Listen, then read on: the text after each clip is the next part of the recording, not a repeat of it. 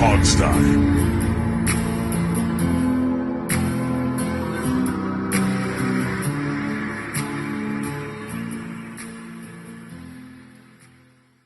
Hey everybody, and welcome to the post-game show. This is your host Alex Zeese with you. I got Steve Thomas here, and man, oh man, was that kind of a letdown of a game. All phases of the game struggled in different ways this week. Not quite as bad as the Bills, where they just got their asses handed to them. I think the team was in this up until the last play of the first half. And then the wheels just kind of came off, it magically seemed like. So, Steve, we're going to get into this, but let me get your first reaction to the game. That was kind of my first reaction. My first reaction is, this is what happens when two bad teams play each other. Yeah. This is what a game looks like. It's plenty of mistakes, plenty of bad plays, long passes that shouldn't happen. Yeah. And the team that makes the least mistakes somehow wins. I mean, that's what it is. Because the Saints were really banged up. I don't think we did. We talked about the Saints in the game preview, obviously, but I don't think we did a good enough job in our preview really detailing the injuries that they had. And that was very apparent in the game today. So, I mean, again, my first thought is Washington is a bad team. The Saints are about the same. And this is what happens. Sure. It's like the same, New Year.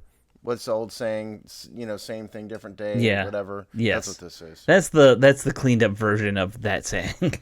The other one. Oh yeah, I know, but I don't use those words. Yeah, so I know. You're not like me. You don't have the sailor's mouth. Anyway. No. Let's start with the offense. We were talking beforehand. That's probably the bigger story because this is probably the worst offensive day that Washington's had. Statistically, I think if you look at their numbers, it's probably not terrible, and I'm sure you want to get to that soon, Steve, but just when eyes on the field, this was a bad day for the offense. Yeah, here's the stats. Taylor Heineke was 20 for 41 for 248 yards, no touchdowns, 2 interceptions, was sacked twice, quarterback rating of 47.6. Yikes. Antonio Gibson was the leading rusher on the day, such as it is. 20 carries for 60 yards, 3 yards per attempt, 2 touchdowns, though. Taylor Heineke was 5 for 40. Jared Patterson was 4 for 13. DeAndre Carter 1 for 11. Curtis Samuel 1 for 8. And J.D. McKissick 2 for -1.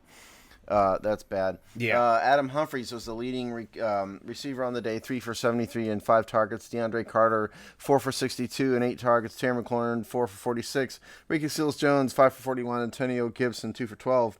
J.D. McKissick, 1 for 8. Dax Milne, 1 for 6. Curtis Samuel, 1 target. No catches before he went out to injury. And then on the Saints, for their part, Jameis Winston was 15 for 32, 179 yards, 4 touchdowns, 1 interception, quarterback rating of 108.2. Alvin Kamara was 16 for 71, 4.4 yards per attempt. Jameis Winston was 6 for 26, 4.3 yards per attempt. Marquez Callaway was the leading receiver in the game for 4 for 85, 2 touchdowns on 8 targets. Deontay Harris, before he went out, had the one big touchdown catch, 1 for 72. We'll get to that. Alvin Kamara was 5 for 51. Adam Chapman, 2 for 43. It goes down from there. So on defense, the sacks today, such as they were, 2 sacks. Chase Young actually had a sack. Yep, strip fumble sack, too. Yeah, I didn't realize at first they were counting that as a sack since it was a fumble. Yeah, they still count any fumble by the quarterback as a sack, too. Yeah, I didn't realize that. So, and Daron Payne was the other one. So, and do you want to take a stab? Did Tressway out-punt the offense today? He didn't because he didn't punt a lot. They went for it and got turnovered too many times for him to... That's right. Yep. He was only 3 punts, 154 yards. I'll tell you what, this other kid, I got to mention him. Blake Gillikin, the Saints punter? Yes. Holy cow. 5 punts, 268 yards, dropped, 3 of them inside the 5-yard line? Yeah, 3 within the 3-yard line, I believe is what it was. Yeah. Yeah, unbelievable. I haven't seen Tressway out-punted in a long, long time, but today Tressway is actually out-punted by the other punter. Yeah, he was. Cole Holcomb was the leading tackle on the day, Landon with 7, Landon Collins with 6, and it goes down from there. So that's stats. Look, I think there's two most important things. Because what did we tell you guys? They weren't going to run the ball very well on the Saints. Right. We knew that. So we had to have a quality, efficient day from Taylor Heineke. It didn't happen. And we had to have Terry McLaurin have a big day. I got to say this. This is the first game that I can recall, at least, in Terry McLaurin's career where I felt he was dominated by an opposing corner. Marshawn Lattimore shadowed him basically all day, not every single play, but more or less the entire day. Consistently got the better of him. McLaurin consistently could not shake him. Look at this. I mean, I didn't say the number of targets intentionally when I read the stats. 11 targets, only 4 receptions, and the bulk of those, I don't know, maybe 3 of those are bad passes. Yeah. Uncatchable balls. But a lot of those was good defense by Lattimore, and I thought Lattimore clearly got the better of him today, and that was a shock to me. At least 3, maybe 4 of those were pass breakups, I'd say. Yeah. From just off memory. Right, and the other thing is, I mean, the refs did everything they could to help Washington, I thought. I thought they blew 2 big calls. They blew the PI in the end zone against Lattimore. It was an uncatchable ball. I thought they blew that one. And then the McLaurin tiptoe catch there on the sideline, it looked like not McLaurin, Ricky Seals-Jones. The McLaurin one got called back. Yeah, the Ricky Seals-Jones one on the sidelines. I didn't think that was a catch. I thought the refs blew that call too. Yep. So, look, Washington had their chances, but on offense, the game went the way we thought, except the players who needed to come through did not come through, and that's Heineke and McLaurin. Yeah, and so I think the bulk of the discussion this week's got to be about Heineke. Let's just put it this way: he had a very bad game.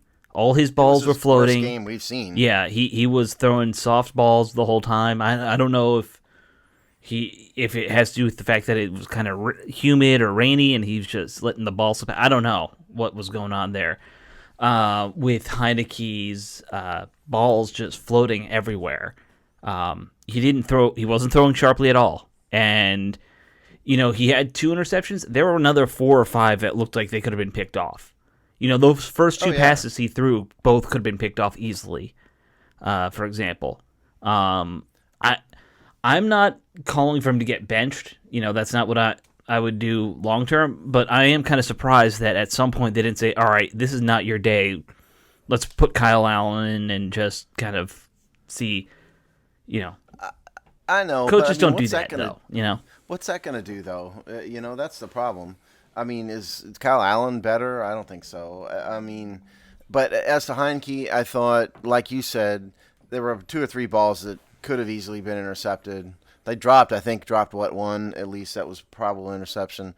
He threw into coverage. He was inaccurate. Missed balls he should have hit. Yeah, I don't know what was up with him today. I mean, they didn't get a ton of pressure on him. I mean, he was only sacked twice. Granted, they did get some pressure on him, but it wasn't like he was being consistently pounded into the dirt. He did get the one huge hit in, the third quarter or fourth quarter, whenever that was. But it was mainly, I just think he had a bad day. Yeah, it looked like it. I mean, you got to wonder if losing Brandon Scherf plays into his head a little bit. You're not, and Cosme. And then both. losing Cosme after that. Yeah, that's a good point, too. Although, frankly, I think that Lucas is probably a better player than Cosme right now. It's just they need to develop Cosme. So I don't know if they really lost too much with Lucas out there. Cosme has a bigger ceiling than Lucas. That's, I think, what it is. Certainly, absolutely. Yeah. But he's a rookie, and Lucas is a veteran. Yeah.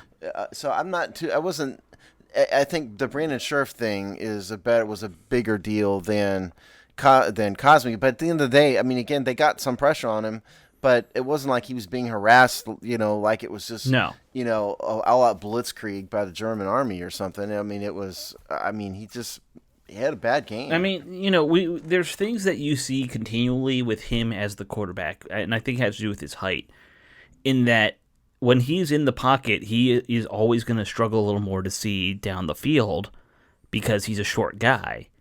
And for some reason, Scott Turner doesn't understand to roll him out ever.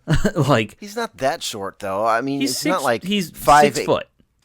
I realize he's a little short, yes, but he's not like Kyler Murray, 5'8". No, kind of short. No, but Kyler Murray, they make him scramble all the time to get open or to see the field better. Yeah. I mean, he's not a traditional quarterback. Right. I mean, I'm not trying to disagree with you, but I don't think he's so short. He's like a wee dude. That they need to take tons of special precautions. He's better when he's running. Yeah. He's better when he's moving, period. Yeah, he definitely is. And I feel like this game, just like with the Bills, it's almost like there were times where he was not wanting to run when he had a chance to. And, that hurt him somewhat. Now you said he had 5 for 40, so like he obviously did have a couple big runs in the end. Well, it was a long of 16. Yeah. Yeah, so he had a decent day on the ground, and I agree. He probably could have gotten a few more carries and yards here and there. Yeah, for sure. I don't know if it would have changed the tenor of the game because at the end of the day, you throw 2 interceptions. We're just talking offense. We'll get to defense. Yeah. Just talking offense. You give 2 possessions away. I mean, yeah, and one at the goal line, one in your own, kind of red zone almost. I think the Saints got that at the 30. That interception on their side, it was around there. Yes. Yeah. Yes, it was the 30. Yeah, I mean, it's not ideal. Clearly, neither of those is ideal. And let's talk about the run game here. I want to mention this. The first couple weeks of the season, I thought Antonio Gibson was being used more of a traditional running back role. And the more the season goes on, the more I see him out of the shotgun, run into the edges. I'm not seeing him hit the interior gaps nearly as much as he was. And between him and Curtis Samuel being, as Mark Bullock put him, the consistent gadget guy, it's almost becoming a bit predictable. And what I did notice was on the one long drive they had, was that at the end of the third quarter? Yeah, and the run-heavy drive they did in the third quarter? It wasn't just run-heavy, though. It was run-heavy. But the other thing is there was a lot of misdirection. There was. A lot of gadgetry using... jet sweeps. Yeah. That's not going to work all the time. No. It worked on that drive as sort of a change of pace a little bit, I think, from what Washington had been showing. But the Washington are going to have to get Antonio Gibson running, out of an eye into the interior, at least sometimes. And he does sometimes, don't get me wrong, but I just think it's somehow becoming less as the season goes on. Maybe I'm wrong, but that's my perception. No, they are very dependent on using the shotgun formation for everything. And I don't know if that has to do with the running game so much as they feel like Taylor's more comfortable, working out a gun because that's what he does in college. Well, Antonio Gibson is the same way. Yeah, he never took a snap out of an eye in college ever. No, I know. I mean, look, that's what these smaller schools did and still do all the time. Is you're basically in shotgun all the time now in the college offenses. But I mean, Jarrett Patterson is the guy who's the traditional running back. Oh, yeah. They don't really use him very much. Yeah. Well, he had, 4 runs today? Four runs, 13 yards. Yeah. One of them was a really nice run, and he got another one after that was a first down. And it was an interior gap play. Yeah. But again, even then, I believe one of those 2 was out of shotgun. They're just... I think... My gut is it's because Heineke's the quarterback and he's more comfortable playing out of shotgun. And they're trying to, work to his strengths because, he's not an elite quarterback. Let's be honest. He was a backup for a reason. You saw it today. But he's not going to play like he did in that playoff game every week because otherwise he wouldn't be Taylor Heineke. Right, exactly. But anyway, I think that it drives me nuts. Steve, one last point about the running out of shotgun all the time. I'm sick of seeing it when you're in short yardage situations. I know. You are making it so much harder on your running game when you are in 3rd and short, 3rd and 2, and you're going out of shotgun because your running back is not picking up a head of steam before he gets the ball. And people don't think that's a big deal, I guess, now, but it is. Traditional old school running out of I form, running out of single back, ace sets, whatever you want to call them. Having that little bit of momentum before you get the ball, and you can pull guards a little better. You can do a lot more stuff running the ball that way, and they're not doing it, and it drives me nuts. Maybe that's me being old fashioned about football. Well, no, I mean they don't need to be the '82 Redskins necessarily, but no.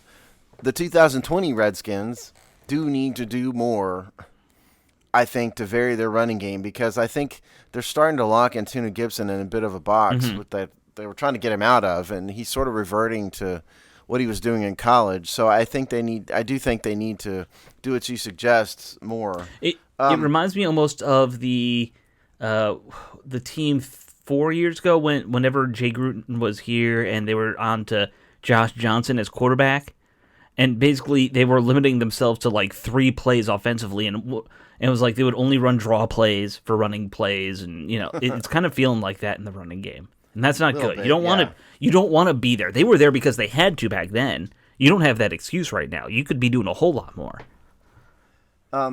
Other offensive notes, I think we have to take note of Ricky Seals-Jones's game. In the first half, it felt like he was really getting ahead of steam. He had a bunch of targets. If you wanted where's Seals-Jones? So at halftime, he is 4 for 37 on 5 targets. That's great.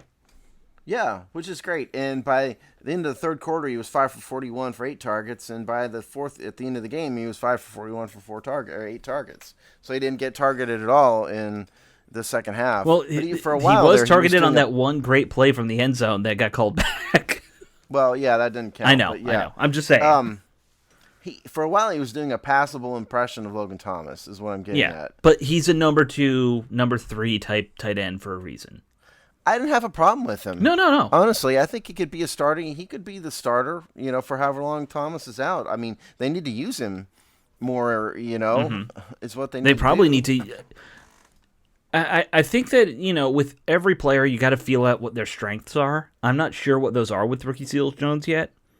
I know, like, he had a drop again today where he was trying to high point a ball, and it just was off his hands.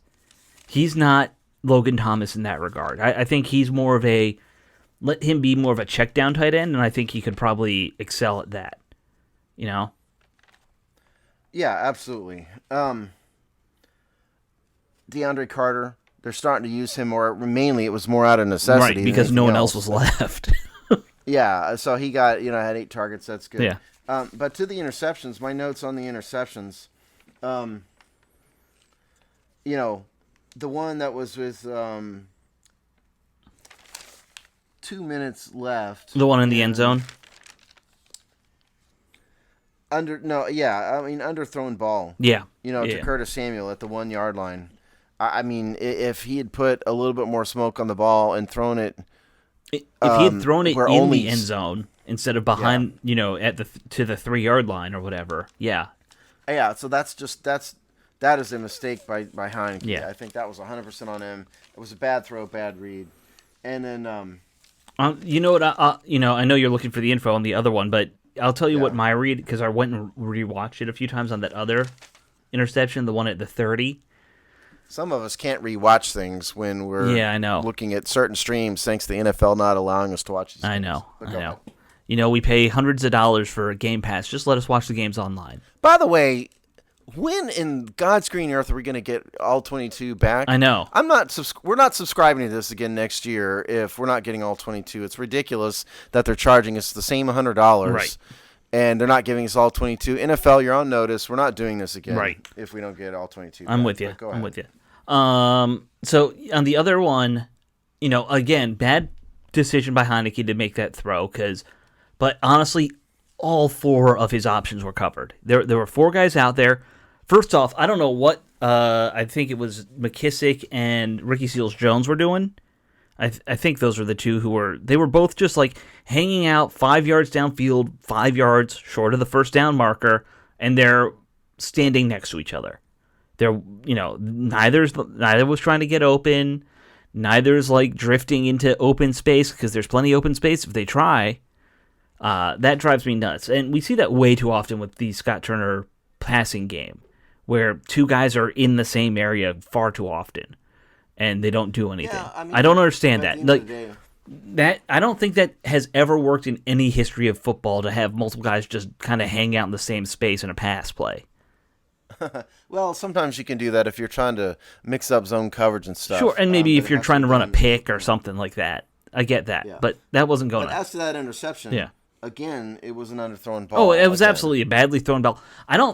Again, those 2 guys are just sitting there. The other 2 guys, Terry and I don't know who was that ball going to? Was that going to Ricky Seals-Jones, or was Ricky Seals-Jones? I don't remember. I didn't make a note I don't know of if that it. was I don't going to know. Jones or Carter, but they're over on the same sideline, just, maybe 10 yards further downfield as Terry. Again, and you've got triple coverage over there. There's nowhere good to go with the ball, but it was a bad thrown ball. He'd been better off running with it and just taking the loss and punting. And we would be remiss in saying that Washington blew their chances on offense. Oh, they blew early so in many the chances game. in this game. Yeah, I mean they truly did. The first one was the interception by Holcomb. It was a terrible pass by Jameis Winston. Right. And we'll get to that when we get to defense. But Which we're going to do in a minute, but yeah. Yeah, but what happens? They have to settle for a field goal because they can't punch it in. Another horrible pass, almost picked off. 2 horrible passes on that series, yeah. Yeah, and then they settle for a field goal again in the very next, series. So they had their chances. Yeah. Early to sort of take command in a game, which they haven't done all year, against another bad team, and they just failed to do it. They're kicking themselves on offense. They definitely were today. And here's my gripe with what the offense was doing wrong today. Heineke's having a bad game. I think we all kind of figured that out by the end of the first quarter as fans, right? Yes. Why did it take them till the end of the third quarter to say, let's go run heavy? And let's, instead of having him throw downfield all the time, let's set up some easy pass plays. Maybe help him build some confidence up. They didn't do that at all until the third quarter. And well, I mean, they did try to run. That's when they started, was in the third. You had probably 20 to 30 minutes of game time where you should have made that adjustment, and nothing was done. And it drives me. I know. Tell you, I have the numbers. Yeah. So, the end of the first quarter, 10 runs, 8 pass attempts. At halftime, it was 18 runs, 20 pass attempts. Third quarter, 19 runs, 30 pass attempts. So it actually got pass heavy as the game went on. And then by the end of the game, we were at 41 pass attempts and then 33 runs. But you take away Heineke's 5 and take away the jet sweep to Samuel and the jet sweep to Carter. Well, I wouldn't even take away the jet sweeps. Those count. Those are. Yeah, but you're talking about 24 traditional run plays. Right. Is what I'm saying. Okay. So they were run heavy in the beginning of the game, and they had to switch over to more of a passing offense. Excuse me, with the exception of that one long running drive in the second half because they were way behind. So to me, I mean, the running game wasn't working. Aside from if you take away Antonio Gibson's 16-yard run, now he's 19 carries for 41 yards, which is a smidgen over. It's a 2.1 yards per carry, barely. And he was at 3 as it is. So I mean, the running game just wasn't working. And we knew it wasn't going to run. That was the thing. Everybody knew that the Saints had a highly successful run defense. Yeah. We knew the run game wasn't going to work. I just think you knew Taylor was also having a bad day. You needed to figure something else out to do then. And well, yeah. What do you do? I mean, they did try to go through some flat passes, do some screens, and it was working to a certain extent. Except for that one screen where it was like a fake, and then he turned around. I don't know what that play is. Yeah, but just the whole offense wasn't really working. Yeah. Today. Yeah. Hopefully they can bounce back and figure it out, but I get annoyed by seeing Scott Turner sitting up in a booth. Like, if you're in a booth, how are you communicating to figure out what's going on with your players sometimes? Every offensive coordinator sits in a booth. I just like old-fashioned guys who stand on the sidelines and talk to their men. Old-fashioned guys are sitting in the booth calling plays.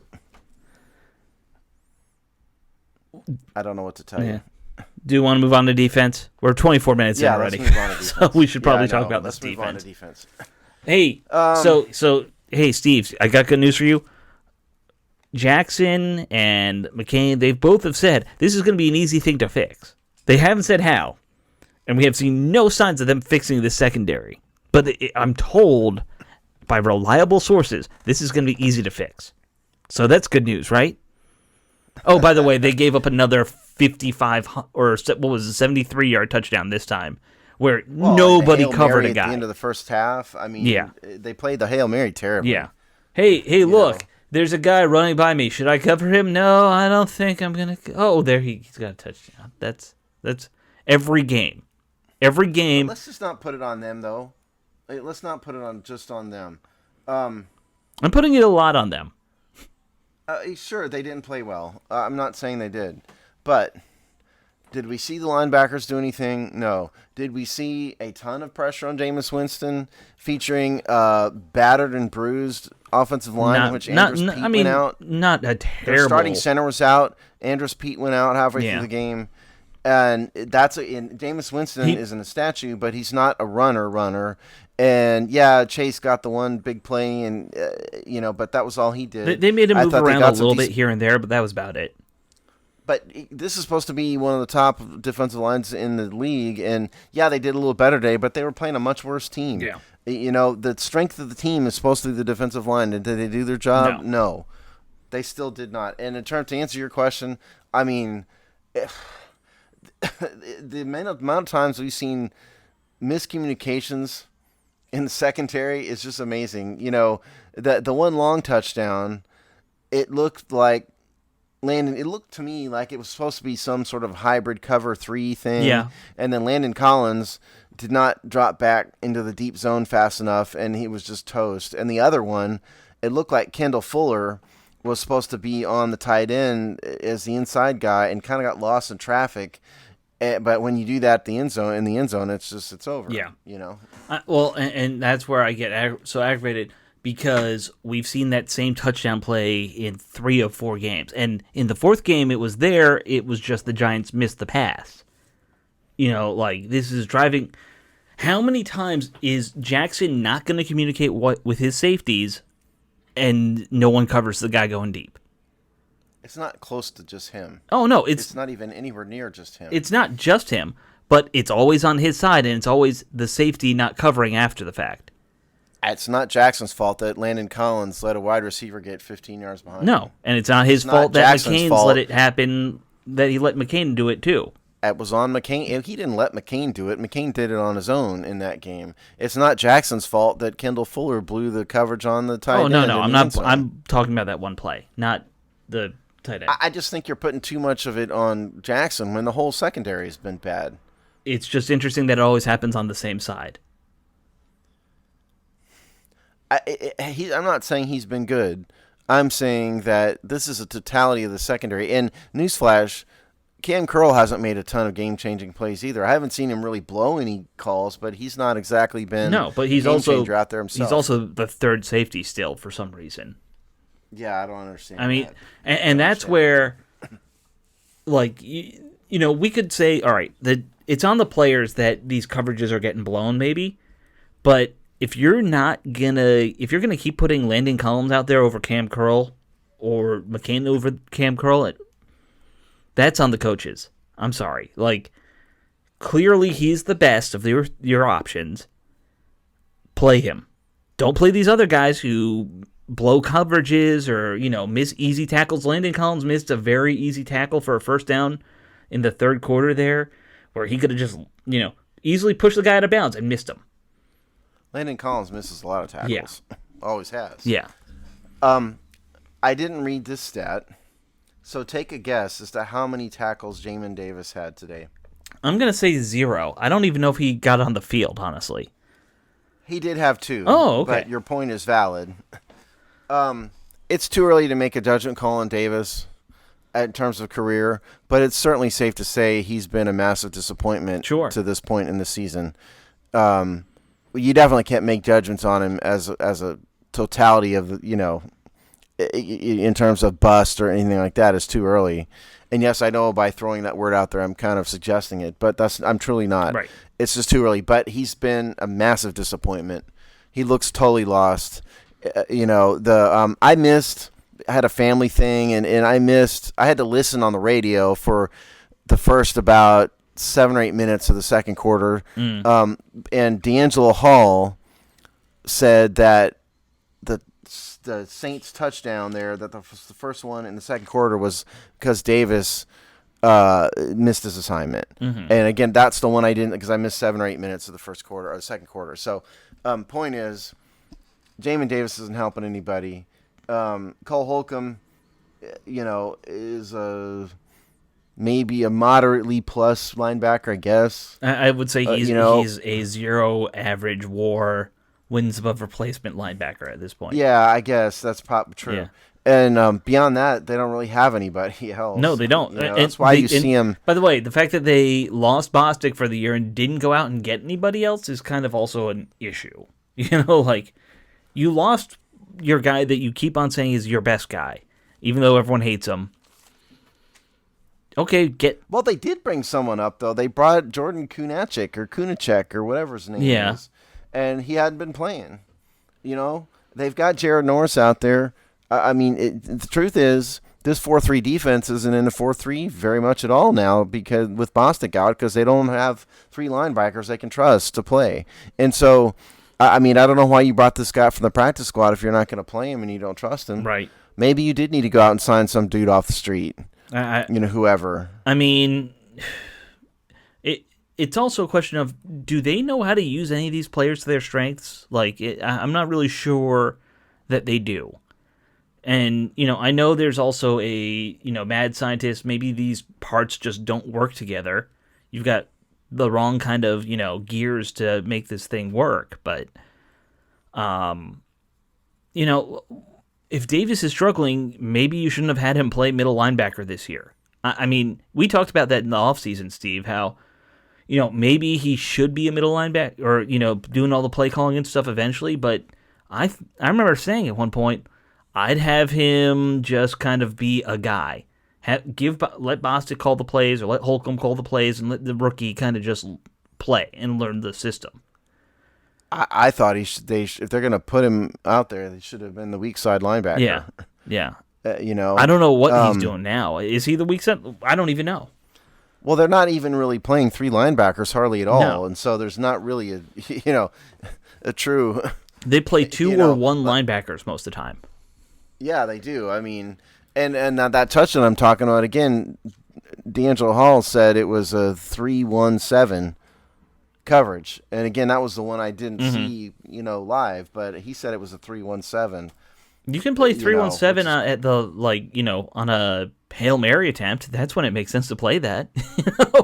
Yeah, although maybe not with this team because they don't know how to cover it. But so, there were at least 2 Washington players in the end zone ready to knock that ball down. I counted the Hail Mary 3 I'm talking about.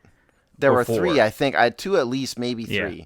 And none of them even made an attempt to knock the ball down. They just literally stood and watched. Was it Callaway that caught that ball? Well, okay, they stood and watched him catch what it. I saw was St. Jude's had Callaway as Callaway was coming in, but Callaway, he did have better position. St. Jude's was kind of behind him and tried to come back a little, but he couldn't have made the jump, I guess. There were also 3 guys standing in front of him. Yes, that's where I get it, because Jackson and I know Landon Collins was back there. I don't know if Fuller was back there. That's the one I can't remember. Jackson and Collins. Yeah, I'd have to go back and look. I Yeah. mean, I couldn't go back because of the stream and everything. So I think Jackson was underneath and didn't jump. I mean, no one jumped. No one tried to make a play. No one even tried to foul the guy. And all right, then it's 1st and goal. But at least you didn't let the touchdown happen then.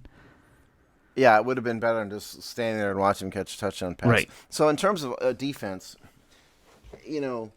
this is the first game I can remember in which a quarterback who threw 4 touchdown passes I thought sucks. Yeah.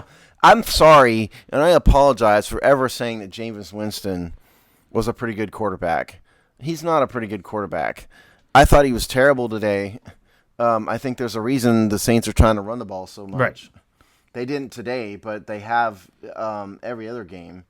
And the reason is he's oh my God, is he inconsistent. He makes horrible mistakes. He reminds me a lot of Brian Leftwich back in the day, where he throws a good deep ball, pretty spiral, but not very accurate.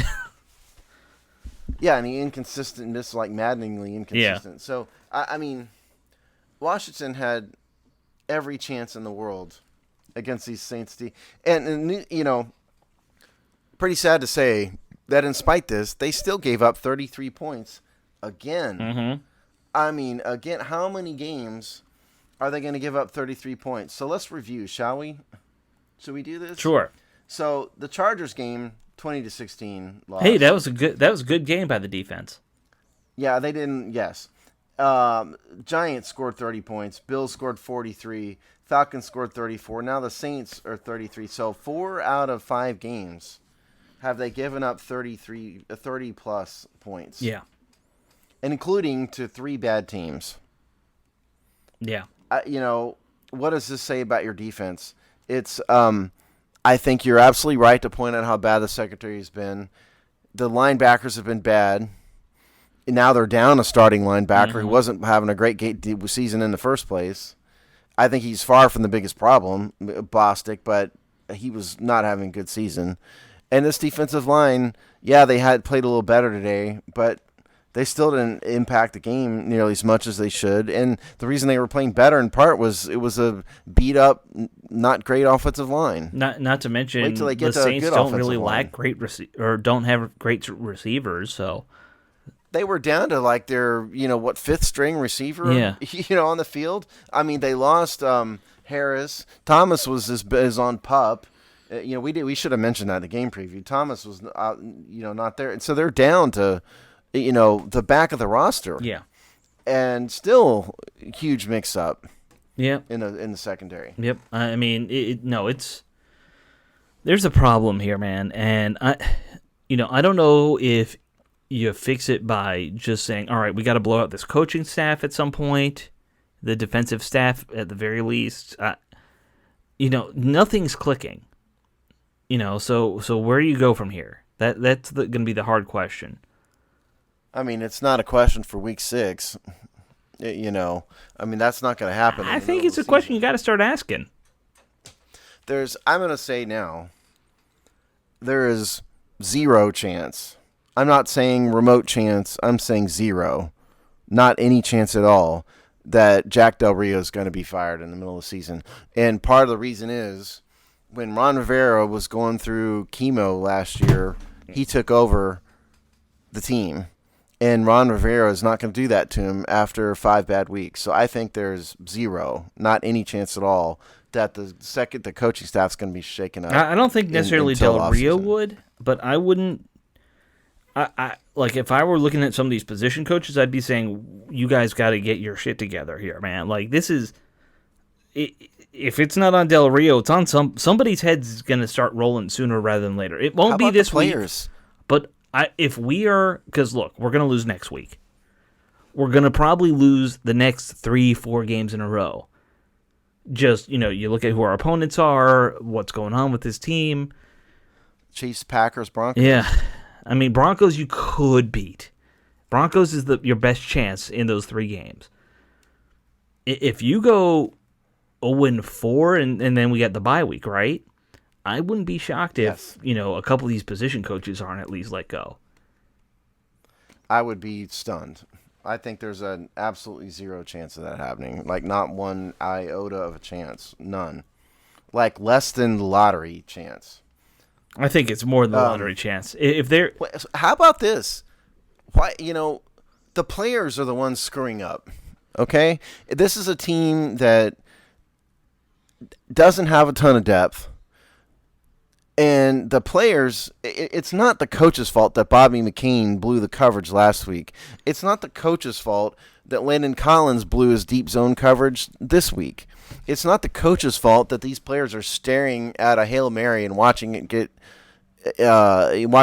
caught. None of that is on the coaches. All of these are mental mistakes by the players. Being made every game for now 5 weeks in a row. Whose fault is that? This isn't Pee Wee football, though, man. This is the NFL. I mean, and that McCain thing last week was just the worst play ever. And if you're blaming him for maybe, not benching the guy, okay. But, I mean, I'm all in favor of blaming the players because this is stuff they know. This is, none of this is a surprise to them. And it's on them, to me. To me, shit rolls to the top, man, at some point. I don't think anything's going to change. Fire whoever you want. It's not going to change. That's what I think. Well, it'll change if I fire somebody and the other one says, all right, this guy's the problem, bench him. Because they're not doing that right now. In favor of who? And who are you going to bench in the secondary and replace him with somebody who's better? I don't know. Do you think DeShazer Everett would have better communication? I don't know. Because let's review, shall we? Okay, so here's the safety group consists of Landon Collins, Cam Curl, DeShaja Everett, Bobby McCain. So you're gonna bench Bobby McCain presumably. So frankly, I'm ready to put Collins and McCain on the bench, and I roll with Everett and Curl and see what happens. Everett, who's been barely a league average safety and is far more valuable to the team on special Sure, teams. but And in the corner group, let's talk about the corner group. yeah, the corner group, So, I think you're kind of boned. There's no depth. Aki, Fuller, Jackson, Danny Johnson, Daryl Roberts, St. Jude. Yes, there's no depth in the corner group. I realize that. There's no depth in the safety group either. I think there's better depth in the safety group than the corner group. Nothing's going to change. These players just have to play better, I think. Or you got to play people to their strengths. That's the other thing. I mean, but so what are they? Let's talk about the big touchdown. But why do you have Landon Collins going back on a deep zone anyway?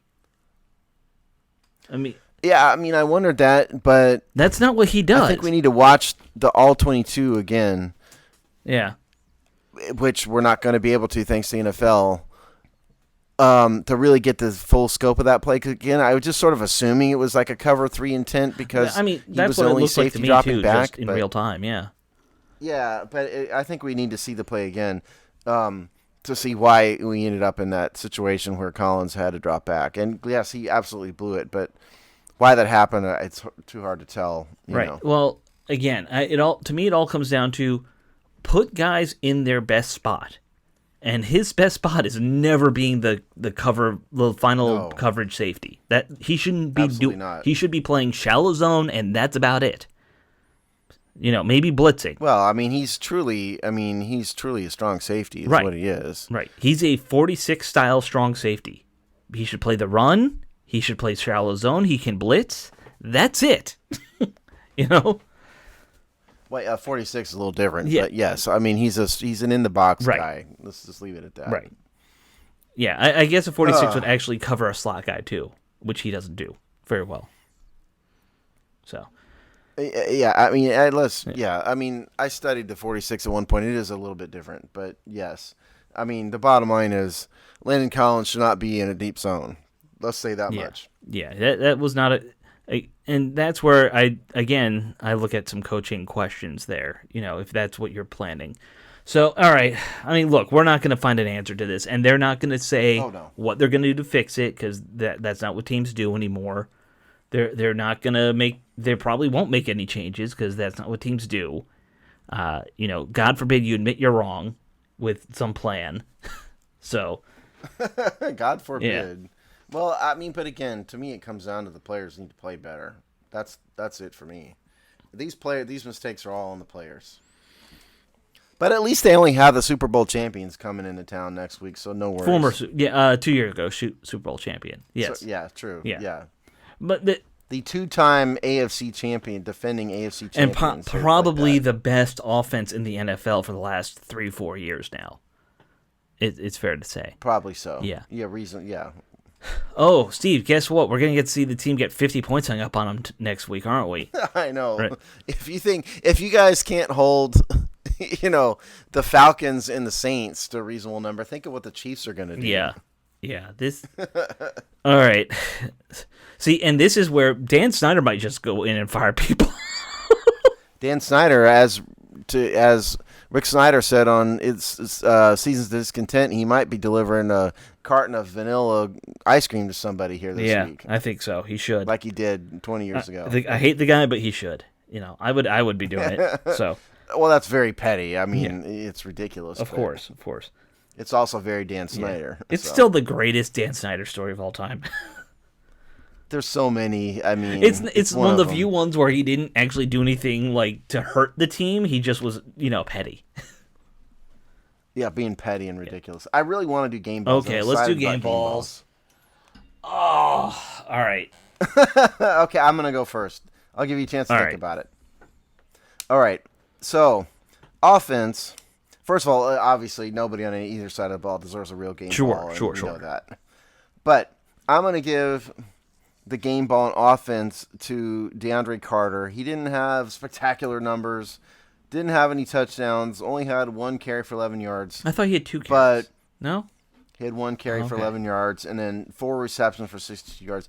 He was involved a lot more, and he's one of the few players that had a true spark play on offense, and it's good to see them use him, even if it's by default.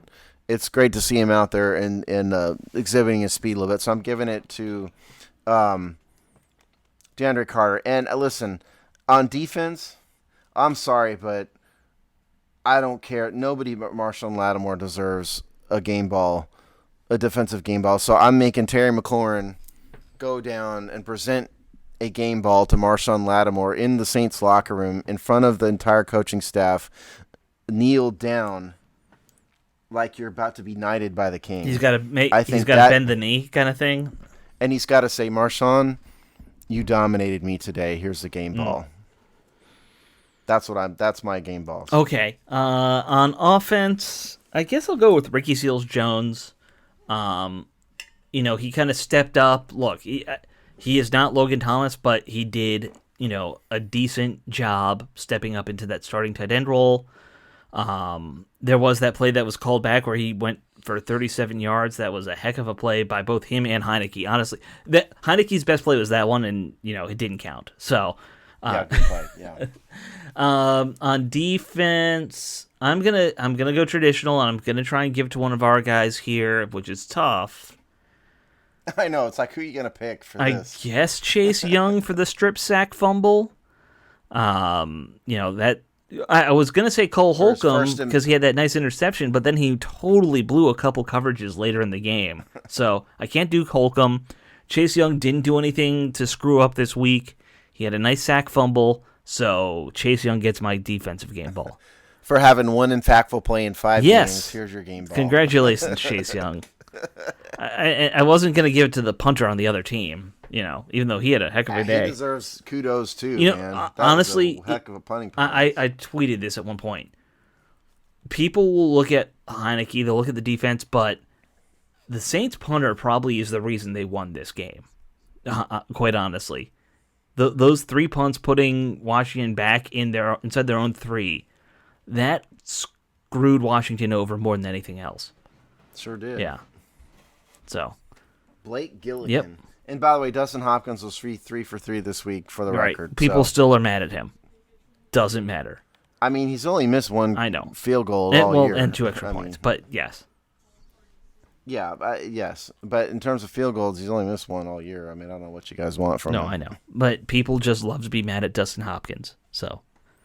It's like, you're going to be mad at you've seen the defense give up 30 or more points 4 out of 5 weeks, and you're mad at the place kicker. Right. I don't get it. Yep, that is football, though. That's football fans 101. Blame the kicker at all times. All right, guys, I think that should wrap this one up. We went a little long, but who cares? So we'll talk to you next week. It was a good rant. Later.